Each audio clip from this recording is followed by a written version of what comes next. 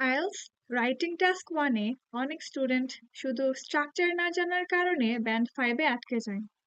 আজ আমি দেখাবো কিভাবে শুধু সঠিক স্ট্রাকচার ব্যবহার করে আপনি ব্যান্ড 7 প্লাস নিশ্চিত করতে পারেন। হ্যালো এভরিওয়ান, আজ আমরা দেখব আইএলটিএস রাইটিং টাস্ক 1-এর জন্য একটা সলিড রিপোর্টের স্ট্রাকচার। আপনারা জানেন যে রাইটিং টাস্ক 1-এ আমাদের হাতে মাত্র 20 মিনিট সময় থাকে। এই অল্প সময়ে কিভাবে একটা গুছানো রিপোর্ট লিখে ব্যান্ড 7 বা তারও বেশি স্কোর করা যায়, আজ আমরা সেটাই শিখব।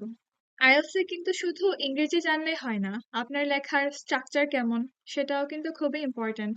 আপনি যদি সব তথ্য একটা প্যারাগ্রাফে অজবরল করে লিখে দেন, তবে ভালো স্কোর আসবে না। এক্সামিনার সবসময় চেক করেন আপনার প্যারাগ্রাফিং এবং তথ্যগুলো আপনি কতটা লজিক্যালি সাজিয়েছেন। So structure and paragraphing are essential for a high band score.